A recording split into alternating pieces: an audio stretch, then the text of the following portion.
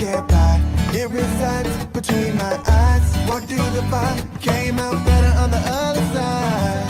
See, life's like a beach if you find the sand. And right now, I feel like 100 grand. You are listening to Inspired Insider with your host, Dr. Jeremy Wise. Dr. Jeremy Weiss here, founder of InspiredInsider.com, where I talk with inspirational entrepreneurs and leaders. Today is no different. I have Dilara Cossette. You can check them out at FocusImagePro.com. And Dilara, before I formally introduce you, I always like to point out other episodes of the podcast people should check out. Since this is part of the top agency series, some of the good ones, some of my favorites are Dee Clevitt. Dee Clevitt is an agency. She does done-for-you SOPs. So she goes in, she helps document SOPs to smooth out client onboarding, staff onboarding.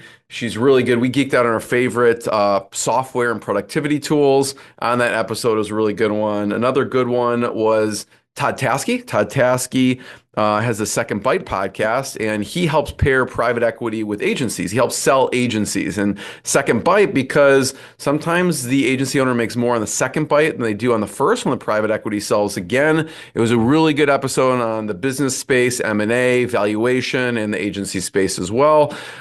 Check that out. And Duncan Elney was a good one. Duncan Elney, Firebelly, they have a great podcast as well.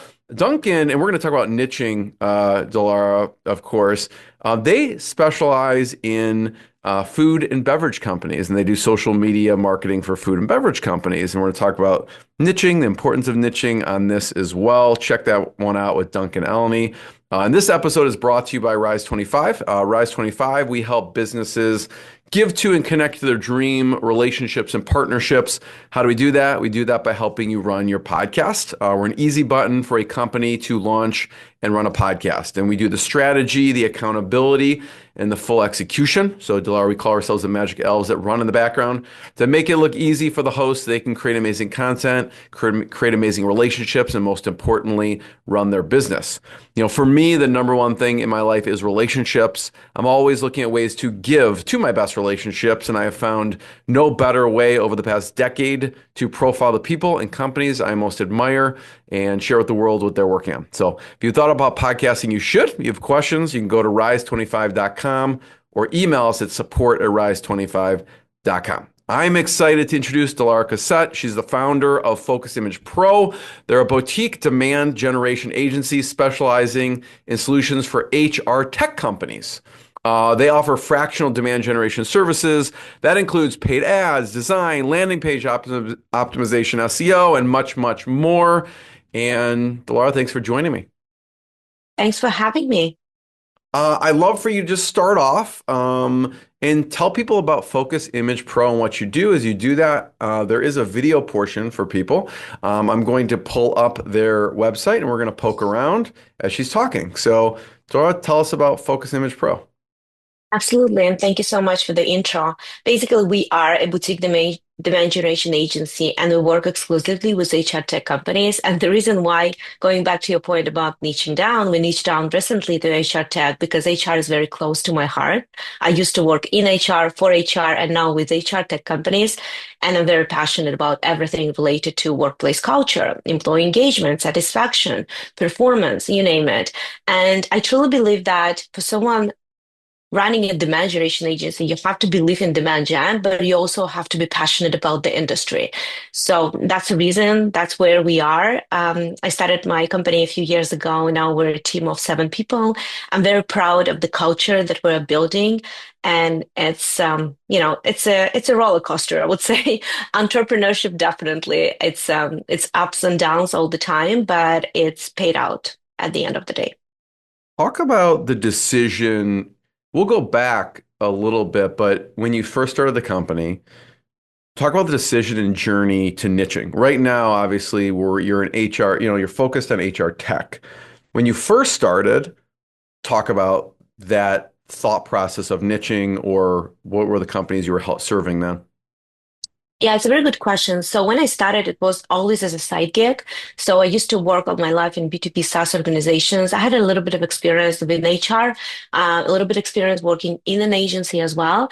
But for the last 10 years, I was working in B2B SaaS. So when I started the company, I was supporting B2B SaaS organizations. Basically, that's how we started supporting other clients.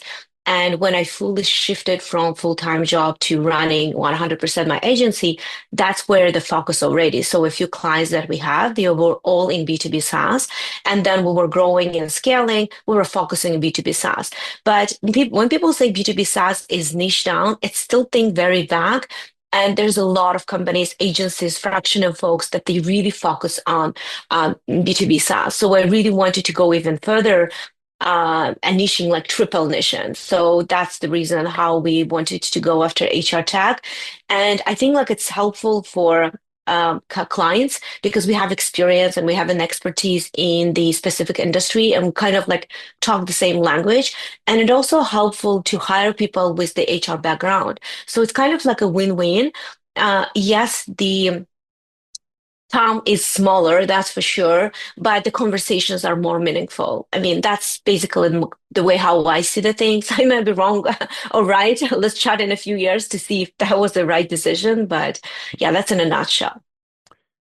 Talk about transitioning from working for someone to actually a side gig to actually starting your own and maybe your first few clients. What was the idea on the side gig piece?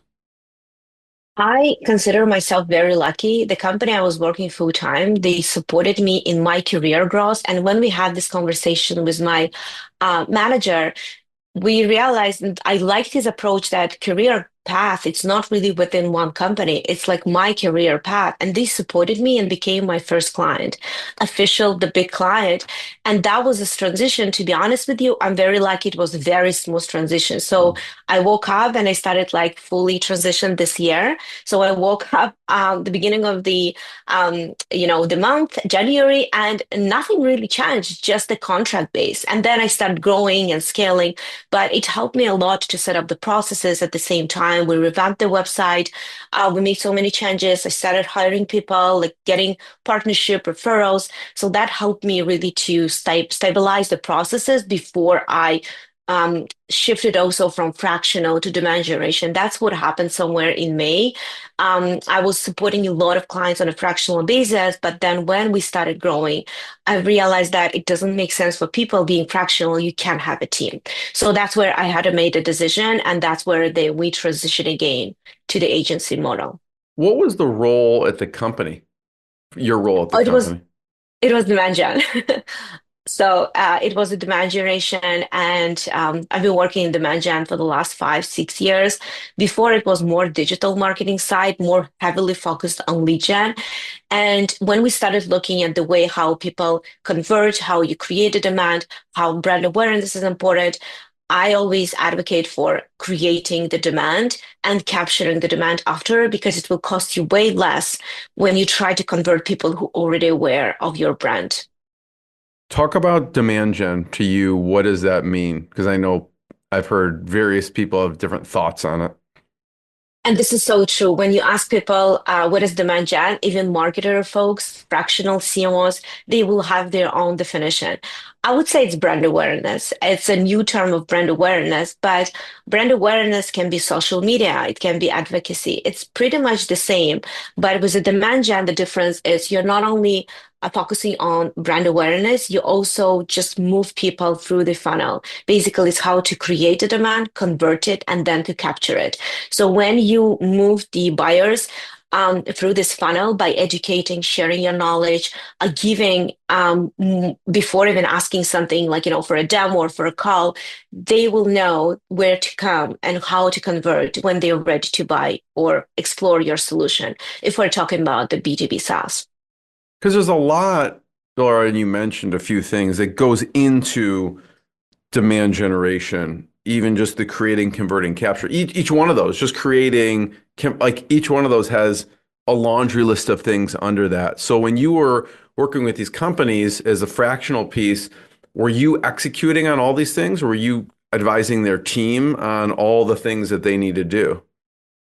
It's both. It really depends on the company size. So we focus on small and mid-sized companies. If they already have a marketing team and they need a direction, we're just like, focused on strategic implementation. We can take over something and implement, but it's both. When we're talking about like small size companies, when they're like one person marketing team, that's where we come with the strategy and implementation as well, depending on their needs, depending on their budget. There's so many um, criterias. That's where before even putting together the proposal, we meet with them several times to understand what they really need, how many people are on the team, what are their responsibilities, what is the budget, what are their goals, how aggressive they are, how, what are the tactics. Also, it takes some time to understand what they did, what worked, what didn't work. So we won't really waste their money and budget for something that they maybe implemented, tried, and it didn't work. And then for you, so when you started off with these companies, when you were working for the company, was there a team under you and you were doing kind of the strategic vision of it and passing it along to the team? Usually, yes. So we're also growing and scaling. At the moment, yes, everything related to strategic and just like management, it falls under me. But obviously, yeah, it will be a little bit hard when we grow and scale. But at the moment, I really like and enjoy talking to people, especially HR tech. I'm very passionate, so I can't imagine myself not doing the actual work. There was a moment when I was delegating almost like 90% of the task, and it felt, yeah, I didn't enjoy it. So I really like love, like, rolling the sleeve and get into the stuff, trying to figure it out, analytical, point of view. So yeah, I really enjoy it. Talk about the evolution of the team a little bit and some of the key hires. So obviously it's you're fractional, for a bunch of companies. Talk about the kind of as you go, some of the key hires and people you put in place. It's interesting. I always say that people, they don't work for me. We work together. And I truly believe that we grow together. So I see that more as a partnership and collaboration other than people I hire and they are like, reporting to me because we learn from each other and we grow together. I would say it depends really what the company wants. If they're focused and they really need someone to execute their paid ad strategy, there will be people I partner with and we work together to help them to get to their revenue goals. If it's something like related to email marketing and life cycle stages, there will be people who will work together to make sure we set up the processes and those like workflows and sequences to make sure we convert MQLs to SQLs, let's say, or to customers. Well, So yeah. who was your first or position was your first key hire after you started Um, bringing other team members on? it's a good point. It's a paid media manager. And then, obviously you were in HR, you work with a lot of HR tech companies. What are some of the mistakes you see people making with HR and culture? When they're targeting talking to HR companies or generally when they're trying to build the culture in. Build the culture. Oh, there's so many things. It's like such a big topic to me. I think sometimes we do things and we don't really realize when we're under stress, it can be affected. Well, I mean, we can talk differently. We can use the aggressive tone. We can lose, some kind of like a connection with the team members. What is interesting, I used to work in B2B SaaS, almost 10 years, but I realized that all the companies I used to work they had a toxic culture before I joined the company. It was a great culture. So I looked back and I'm like, what was that? That was something. But I didn't know there was nothing to compare with. So I was thinking like, this is the norm. And this is like the way how people talk. They can use aggressive tone. They can raise a voice, inappropriate jokes. Not well to me, towards me, but generally I was seeing that. And I'm like, okay, that's most probably normal. When I joined a great culture, when people were so respectful, empathic, transparent, I realized, wow, that's how it feels. And it feels awesome. And every time when I hear like stories when people are treated, in a bad way, in not a right way, I always try to bring it out. I was like, hey, it's not normal. what do you do with your team to maintain a great culture? The first thing that I did, even before the first hire, we built the culture guide. To me, it was very important to set up the core values. And our core values are based on trust, transparency, respect, and empathy. And I think those company core values should be related at some point to personal values. All those four, this is the way how I live, you know? And I think this is important because when you try to build something, when you share this culture guide, it's easy for everyone to refer to those core values and realize the way how we want to talk. I think having those conversations and led by example, this is really good advice that I would give to everyone. If you want to create transparent culture, you have to be transparent. You have to share your failures as well with the team. You have to let them know if something doesn't work. And I think that will create the environment where they can come and say, you know what, I made a mistake. And you have to be very flexible with that as well. So it could happen. Let's try to figure it out how to solve it together. So. Yeah, it was funny. I forgot. I had a past guest talk about this a little, core values a little bit. And I was like, and we were talking about actually, and we were talking before we hit record about our kids a little bit. And I was like, we should have like family core values. And so the other week at, one of the dinners, we kind of just went around and I said, if we had core value, like what would be a core value? And we kind of all went around and just shared what our core values, what a core value is from like our family perspective, right? And a lot of it, like you said, is kind of like looking at the personal piece, but that also translates into the business piece because that's what's important. So it was a very interesting conversation, and we kind of mapped out family core values. And it was interesting what everyone had to say, and then even calling people out on behavior based on the core Mhm. values, right? So, one of them was like humor, right? And so someone was being funny and, and obviously being nice and humor. And there's a gray area there of where someone's being funny, but maybe it's a little bit mean directed. So it's like, hey, that's against the nice core value, but that is the humor core value. So how do we, mix those? So I love that conversation. And I love how you said that is also comes from kind of a personal standpoint from a core value perspective. Yeah, and to be honest, you can't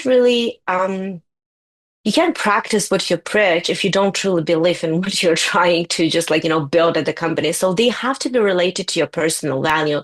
Let's say empathy. If you're not empathic, I mean, I wouldn't suggest to put it as a company core value if you are not empathic, right? Or transparent. If you can't share publicly your failure, I mean, most probably that's not a best, core value to select for the company. I mean, that's at least like my perspective. That's where when I was putting those core values, I was thinking what important to me, what I value as a person. And it's the same thing. Personal value, it's applicable to family, to your friends, to your parents, to everyone you live with, right? Or you talk to every day, including your coworkers. Laura, what are, you've worked with, obviously, we're talking about HR tech, but a lot of B2B SaaS in general. What are some, when you go in and you're looking at the company under the hood and assessing some of the strategy, what are some of the big mistakes you see B2B SaaS companies making? I would say they focus a little bit too much on company rather than on people, and that's related to HR. But let me explain what I mean because people buy from people, they don't buy from companies. And the thing is, it's very competitive. There's so many companies out there. And when you just like try to compete company versus company, it's becoming like very saturated. I always suggest to have someone who will become the brand advocate. So just to put and promote health leadership content through that person. That person has to be authentic, experienced, not necessarily in sales or marketing, someone who is very flexible and comfortable being on camera, sharing, like eager to share his experience and expertise.